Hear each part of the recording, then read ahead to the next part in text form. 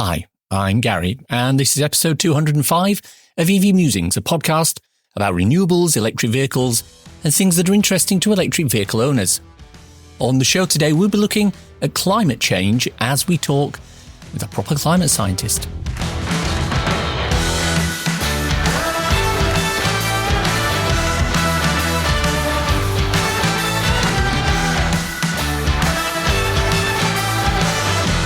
This season of the podcast is sponsored by ZapMap, the free-to-download app that helps EV drivers search, plan, and pay for their charging. Before we start, I wanted to welcome new Patreon member Philip Ashby. Thanks to you and all my patrons for your continued support.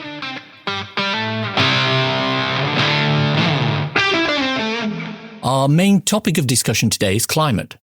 Back in episode 201, the first episode of this season, we spoke with carbon literacy trainer Anne Stelson. I asked her a couple of climate-related questions, and she made a great attempt at answering the questions. But I said at the time that I will be speaking to a proper climate scientist later on in the season to get chapter and verse on what's happening with climate and how worried we should be. I'm Richard Allan, so I'm a professor of climate science at the University of Reading. So I do teaching, but also research involved in climate change. There we go, a proper climate scientist. In the public discourse about climate, whenever there's a new record set for highest temperature or most rainfall or most flooding or severe droughts or wildfires or anything that a rational person would think out of the ordinary, the comeback from the deniers is, well, it's just weather. So what is the difference between climate and weather? We all know weather. I mean, that's what's out the window, what's happening the here and now. Climate is kind of what you expect of the weather over a longer period. Weather is actually what you get in reality. So climate is a kind of your fingerprint of the expected conditions of, rainfall, temperature, sunlight, cloudiness over a longer period of time. So it's quite different to weather because with weather, you're looking to forecast what's going to happen at this particular location at this particular time. Whereas with climate, you're looking at what will happen in terms of the statistics of the weather over a longer period. The aim of all this research, discussion and mitigation is all focused on one thing, eliminating or reducing carbon. Now, it's a fairly small element, and in the big scheme of things, it only accounts for 0.04% of all atmosphere. Now, to me, and indeed to many other people who don't understand these things, this would seem to be a minuscule percentage to have any sort of effect on global weather. Yeah, well, small things can be extremely important. I mean, there's 420 parts per million by volume of carbon dioxide in the atmosphere, as you say. There's probably there is about the same concentration as caffeine in your cup of coffee. So that tiny amount does all the work in terms of keeping you alert and making you ready for podcasts and things like that. So small things can be important. And it's obvious from all the physics that's known about carbon dioxide, which is a linear molecule. It does some very interesting vibrations that can absorb infrared radiation at a particular wavelength that happens to be right bang in the center of where a lot of the emission emitted back out to space from the planet is going on. So that's our ultimate way that the planet can cool. It receives sunlight, and that incoming sunlight and absorbed sunlight is balanced by infrared emission out to space. And this carbon dioxide is impeding that flow of cooling. So meaning there's more energy coming in than leaving, and that's what's heating the planet up. So again, it's a nonsense argument because the physics just shows that amount of carbon dioxide in the air, or that rise in carbon dioxide in the air, it's risen from, say, 300 parts per million to 420 parts per million in the last 100 years. That is absolutely crucial in terms of driving current climate change. Which then raises the next question around carbon. When I went to school, we were told that plants and trees needed carbon dioxide to live and survive. So given that the carbon in the atmosphere is increasing, why is that a bad thing? Surely more carbon means more carbon dioxide, which means greener, stronger plants. Carbon dioxide is good for plants, isn't it? CO2 is good for plants. It is to some respects, but it's much, much more complicated than that because plants obviously take in carbon dioxide through their stomata and use it to build stems, their roots, their leaves, etc. So there is known to be a fertilization effect where you raise carbon dioxide in the air and plants will grow more strongly in response to that, but only if there's enough nutrients, if there's enough water, if there's enough sunlight for photosynthesis. So in actual fact, it's not known whether in which type of plants or which region this fertilization effect will be actually significant, because stomata can either, which take in the carbon dioxide, they can either stay open and breathe in more carbon dioxide, or they can say, well, look, I've got enough carbon dioxide, so I'm going to close slightly because I want to retain the moisture. Moisture is lost through these stomata. So often plants actually become more water efficient at higher CO2 levels. So the overall bottom line is that, CO2 can be beneficial for some plants, not all plants, and in some regions, but the cost to the plants of more intense drought conditions, more intense heat, more intense precipitation, other changes in atmospheric conditions do far, far more damage to vegetation than the extra benefit from rising carbon dioxide levels. I wanted to ask Richard about his thoughts on a couple of climate-related potential solutions that we keep hearing about in the press. So let's start with carbon offsetting. Yeah, I'm very skeptical of carbon offsetting in the sense that you're almost paying someone else to do your reduction in emissions. I mean, really, it should be that everyone needs to do their bit by cutting emissions, by changing the way we live our lives to reduce emissions. And there will be situations where you can't do that, and there will need to be some kind of economic way, which I'm not an expert in, of course, of coming to the most efficient route towards collectively cutting greenhouse gas emissions.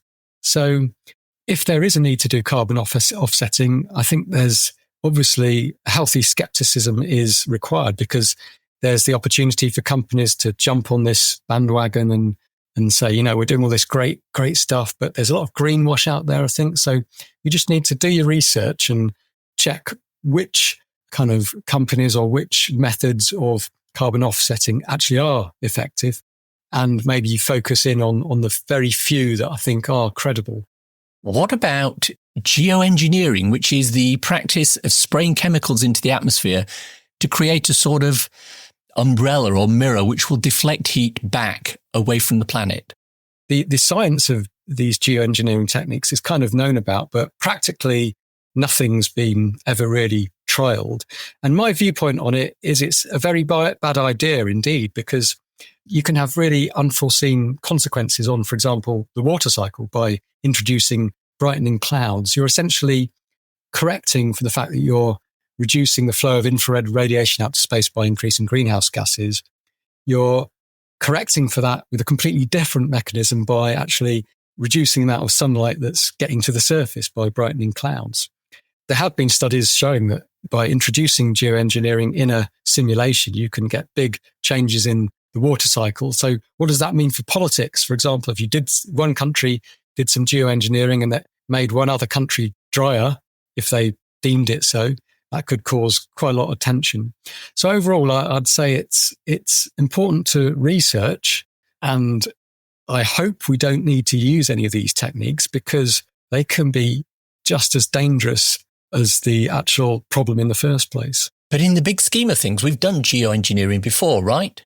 Effectively, we're already geoengineering the climate by pumping vast quantities of greenhouse gases into the atmosphere. So we're already doing that. But yeah, like you say, I think that the research needs to be done on these kind of things just in case.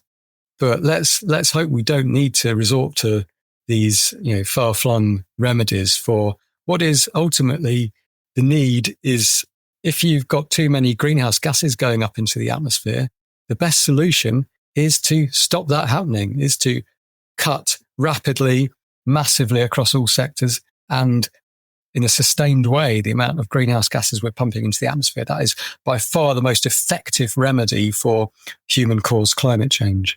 I think what's also worth remembering is that all these changes are taking place, but they're not unusual for the planet. The Earth has been in situations where the temperature has been higher and the CO2 concentration has been higher, or where the temperature has been much lower and the CO2 concentration has been lower.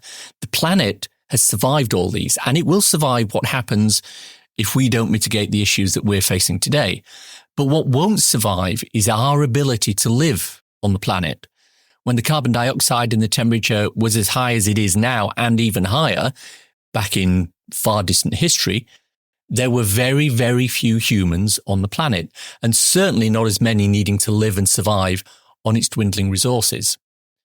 Those of you who've been on social media over the last few weeks will have probably seen a video by German theoretical scientist Sabine Hosfelder, who posited that we have about 20 years left on Earth due to the hot Earth model. What are Richard's thoughts on that? So this kind of stems from work that's been done over the last decade, maybe by Jim Hansen. So people might recall Jim Hansen was a famous climate scientist. So he brought things up in the 1980s that this was a big problem. We need to do something about it. And he's a very extremely credible climate scientist, very impressive guy. Now he's come up with some research recently that is, he's using some of the ancient records, for example, that I talked about earlier in the podcast, to suggest that actually the climate is more sensitive than we think it is. So for each progressive rise in CO2, their research thinks that the amount of warming you get is more than is currently estimated by the Intergovernmental Panel on Climate Change. So what I'd say to that is that, you know, their group, their papers have shown that it's a potential. It can't be ignored. But the Intergovernmental Panel on Climate Change has done a very robust assessment of this already. And they find that the hot models, the models that are more sensitive, are actually less realistic in representing present day conditions of cloud and other processes. So the IPCC assessed that particular range for how sensitive the climate is. And it's still quite a big range. So at the upper end of that range, we can still be expecting a very substantial amount of climate change. I'm still skeptical about the hot model problem. And it's also important to stress that you give the impression that we're basically stuffed, that in 20 years' time, you know, there's no going back, because it's not the case. Every bit of warming avoided is beneficial, because even if we can't keep the climate to 1.5 degrees Celsius above pre-industrial, which is one of the thresholds set at the Paris Climate Agreement, so below 2 degrees C is needed, preferably 1.5 degrees C above pre-industrial we want to limit the climate change to. Even if we exceed these barriers, every bit of avoided, if we can avoid 3 degrees C of warming and keep to 2.5 degrees C of warming even, that is a huge, huge benefit for society, because the consequences are so dire of going much above 2 degrees C above pre-industrial that every bit that we can do, every bit of action that we can avoid future warming and limit future climate change is doing a huge amount of benefit. So the hot model problem, in summary, I think, is not as likely as they're making it out, as some scientists are making it out to be, at our current understanding. And even if this is the case, every bit of warming avoided is going to be massively beneficial to human societies and the ecosystems on which we all depend. I've got to say that when I look through social media and see some of the output coming from both lay people and scientists, it does fill me with a sense of existential dread. Richard, are we too late to do anything? No, it's not too late, because any bit of warming avoided is going to benefit us massively. The recent warming is basically consistent with what all the simulations, all the lines of evidence suggest we can expect from the amount of greenhouse gases that we are pumping into the atmosphere. The last year was very unprecedented, very surprising in the way that the warming occurred, because we knew it was an El Nino year, which is basically where there's a natural fluctuation that occurs every 2 to 7 years, and you get a massive warming over thousands of kilometers of the Eastern Pacific. And then that translates to a global increase in temperature of maybe 1/10 or 2/10 of a degree Celsius in perhaps the following year. But last year, 2023, was really surprising because although El Nino was starting to take shape, other parts of the ocean were at unprecedented levels of warmth. So the Atlantic, the North Pacific. So there was something else going on last year that was interesting. What we're also seeing is an increase in the rate of climate change, which isn't unexpected from our expectations from simulations, all the lines of evidence that we look at. So we're seeing an acceleration of sea level rise. We're also seeing there's this imbalance between the amount of sunlight absorbed and the amount of infrared radiation going out to space. There's more energy arriving than leaving. That's what's driving climate change. That's expected. We need to get that to zero, essentially, to stop climate change. But actually, that imbalance is increasing at the moment. We're seeing an increase in this imbalance in energy. Again, a sign that climate change is accelerating rather than declining or becoming smaller. And there are some surprising results coming out in terms of how that's happening, how clouds are changing.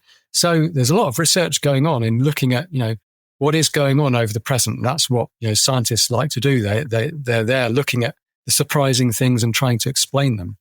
So in summary, yes, things are changing rapidly, but mostly it is going along what we expect to be happening for the rises in greenhouse gases.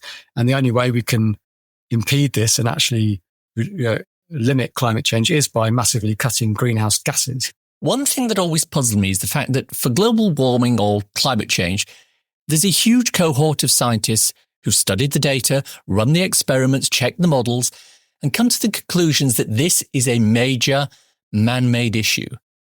But there's also a small cohort who've done the same thing and come to the conclusion that it isn't really an issue. But there's also a small cohort who've done the same thing and come to the conclusion that this isn't really an issue. How do you explain this apparent dichotomy? Why do some scientists not agree with the majority? Well, I mean, the vast majority of climate scientists do agree to as much as scientists do, because scientists are quite abrasive people sometimes. They like arguing, but the vast majority of scientists are all in absolute agreement that human activity is pumping CO2 into the atmosphere. That's warming the planet. And unless we do something about this very rapidly and in a very, very big way, we're going to have a very dire future. The few scientists that don't, I mean, scientists are human beings, of course. We all have biases. One of these, for example, is confirmation bias, where, you build up an opinion on something, whether it's from reading stuff, from doing stuff, experiments yourself, and then it's quite difficult to change your mind on that. That's the human nature. So I think you do get a few situations where some scientists go down a rabbit hole where they're attached too much to one particular viewpoint and they find it very difficult to change. There are a few of those, that not very many at all, who perhaps are skeptical on some aspects of climate change being caused by humans. But almost all these scientists who aren't perhaps conventional in their views on human-caused climate change the credible ones all know that, climate is changing, humans are causing it. They're just disagreeing on the fringes of this. For example, how hot is it going to get? How important is it going to be? So, yeah, I don't really see that as an issue. A little while back, Freakonomics Radio, the podcast that explores the hidden side of everything, did an episode which discussed academic fraud in publishing. It's a great episode. There's a link in the show notes. Basically, it posited that career advancements in academia are a direct result of posting research papers, and good, interesting research papers at that. There's thus an incentive for academics to ensure that papers they publish are both frequent and stand out or unusual. And this resulted in a paper in the behavioral science sphere which proved, through data, that signing a legal declaration at the top of the paper would provide more truthful answers than signing the same paper at the bottom. Now, this was a great piece of research, which, unfortunately, it was discovered to not actually be supported by the full data used to come to that conclusion. If the full and actual data had been used, this would have resulted in a standard, non-sensational paper, which wouldn't have provided any sort of career boost to those involved. That paper, alongside 10,000 others in the year, was retracted. But it does highlight the dangers of cherry-picking data, analysing and interpreting results to fit a predefined narrative, and generally committing quote-unquote fraud to move your career along. Richard, how comfortable are you that this isn't happening with climate research? Yeah, I'm comfortable with that. I mean, again, going back to what I mentioned earlier, the vast majority of scientists get into science because they're interested in the subject. They want to learn more. You're right that in every career that you need to do well to progress. You need to publish papers. It's not about publishing as many as possible. It's about publishing the best papers you can. It's about making a credible name based on measured kind of solid studies so that you can actually get funding for your research, so you can bring in, lead projects and things like that. But it's also about doing a bit for the university and, communicating stuff and doing external stuff, being on committees and things like this. So it's not all about just publishing lots of papers. It's a whole different bunch of things that, you need to be good at as an academic to progress in your career. And I don't see that it's a particular issue, academic fraud in the climate science area. I mean, you certainly get papers retracted. Sometimes they're honest mistakes. Scientists do work. It's found later on that there was some error in the method or some error in the data that hadn't been spotted earlier. And you have to say, well, yeah, we're going to have to retract this paper, or at least say, well, this paper isn't as reliable as was previously thought. So that's one aspect. We're actually manipulating numbers. I think that must be a tiny, tiny fraction of anything that's going on. So again, my viewpoint is that almost all scientists are going into their field because they're interested in the subject. They have no motivation for engaging in fraudulent activities. They may not be, they're human beings, so they won't be perfect. They'll make mistakes, that kind of thing. But fraud, I don't see as a major issue, particularly in climate science. It's tempting to think that a lot of scientists sit in their ivory tower and don't actually produce results that people can really use. How do you let people know that this is something that's important to you and about which you are passionate? Well, one, climate change is fascinating. It's an amazing topic. It brings together all the physics and biology and chemistry and on its own, it's a fascinating topic. But I think the main thing I'd like to get across is the fact that we've built up all this amazing amount of interesting science and shown we've got a problem. We know that humans are the cause of the problem, but we also know there's a solution to it. And I think on a positive note, we can see that there's a huge amount of activity amongst companies, universities, like the University of Reading is doing a lot, for example, to get to net zero, local groups, individuals. There's a huge amount of activity and collaboration going on now to embrace the fact that we can live in a better planet by living with much more efficient energy systems and taking a bit more care of the planet. And the other thing is the fact that many smaller institutes and companies and business are being very innovative, and they're actually leading governments. And there's a good reason for this, because governments are impeded by the fact of there's an electoral cycle. They've got to get enough voters. If they don't get enough voters, then they can't enact the policies they want to make. So you've got to be pragmatic in government. You've got to get into power before you can actually then make these good decisions. So the other aspect is really everyone needs to talk about climate change. You need to engage in the fact that what are governments, what are the policies that different parties are coming out with. And it's about thinking very carefully about who you are electing, really. So the electoral cycle is important, but also just the positive aspect that we can do something about this problem. People are already doing things about this problem in a really innovative way. And we've got the potential to live in a much better future, a much more equitable future in terms of not just climate change, but also biodiversity and the fact of equity across society. Well, that was a fascinating discussion. I think you'll agree. A couple of takeaways as far as I'm concerned. While it's tempting to listen to the doomsayers amongst us, there's always hope when it comes to climate change. So you should do whatever you can to reduce the carbon you produce. Use your vote wisely to put in power the right people to solve this crisis. If you need a hint, listen back to episode 201 at the start of this season, where we talk with Anne Snelson about carbon literacy. Second, beware of those trying to sell you a snake oil solution for climate change. There are those, primarily in the fossil fuel industry, who are pushing things like carbon capture and geoengineering. These are solutions which are known and established, but about which there are still huge questions regarding efficacy and scalability. The same with carbon offsetting. Finally, when someone comes up and says, carbon isn't that important, it's less than 0.05% of the atmosphere, remind them that it has the same concentration as caffeine, but is far more dangerous.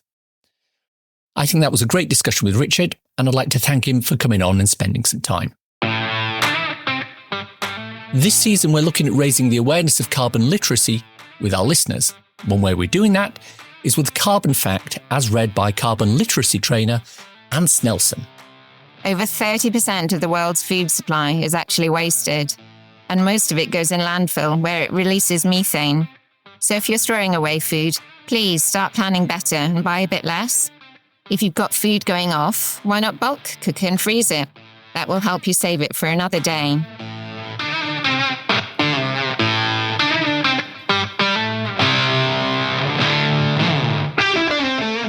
It's time for a cool EV or renewable thing to share with your listeners. Now, I know we've just talked about carbon capture, saying it's proven technology, but there are questions around the efficiency. But I wanted to talk about Seaboard. Now, they're a London startup with a simple proposition. Take marine vessel exhaust plumes, so things from marine freighters and container ships and oil tankers, pass that exhaust through calcium oxide, otherwise known as quicklime, and use the reaction to create calcium carbonate or limestone. They've just finished running prototypes on board a large marine vessel, and they're refining the process to get it more and more efficient. But at the moment, they reckon they can convert 78% of the carbon from the vessel's exhaust, and they're aiming for up to 98% conversion. Now, the beauty of this process is that quicklime as a product can be purchased for about $200 per tonne, but the resulting product, limestone, can be sold for almost 4 times that much. So it's actually a profitable thing to do. Now, of course, it's not quite as straightforward as I've made it sound, because the quicklime has to be loaded onto the ships, and the limestone, when created, is heavier, and it takes up quite a lot of storage space. One calculation has shown that the apparatus and the materials could take up to 20% of the ship's gross tonnage, which is not ideal. But the principle is sound, and it's another one to keep an eye out for. The EV Musings podcast is sponsored by ZapMap, the go-to app for EV drivers in the UK, which helps EV drivers search, plan, and pay for their charging. ZapMap is free to download and use, with subscription plans for enhanced features such as using ZapMap in-car, on CarPlay, or Android Auto. And that's the show for today. I hope you enjoyed listening to it. If you want to contact me, I can be emailed at info@evmusings.com. I'm also on Twitter at MusingsEV. If you want to support the podcast and the newsletter, please consider contributing to becoming an EV Musing patron. The link is in the show notes. Don't want to sign up for something on a monthly basis? Well, if you've enjoyed this particular episode, why not buy me a coffee? Go to coffee.com/evmusings and you can do just that. ko-fi.com/evmusings. Takes Apple Pay too. I have a couple of ebooks out there if you want something to read on your Kindle. So, You've Gone Electric. It's available on Amazon worldwide for the measly sum of 99p or equivalent, and it's a great little introduction to living with an electric car. If you're looking for installing solar panels, storage, battery and heat pump, try So You've Gone Renewable. Also available on Amazon for the same 99p. And if you've got Amazon Prime and you can use the Kindle Lending Library, you can read them for nothing. Why not check them both out? Links for everything we've talked about in the podcast today are in the description. If you enjoyed this podcast, please subscribe. It's available on iTunes or wherever you get your podcasts. Please leave a review. It helps raise our visibility and extend our reach in search engines. If you've reached this part of the podcast and are still listening, thank you. Why not let me know you've come to this point by tweeting me at MusingsEV with the words, "You're a scientist." Hashtag if you know, nothing else. Thanks, as always, to my co-founder Simon. You know, when he was at school, he worked out in a physics class how to get cold fusion working at room temperature. Sure, it needed some pretty hefty power inputs, and he wasn't really welcomed by the fossil fuel majors when he proposed it. But that wasn't the reason he stopped developing it. It was the people he was dealing with in the labs. Because scientists are quite abrasive people sometimes. They like arguing. Thanks for listening. Bye.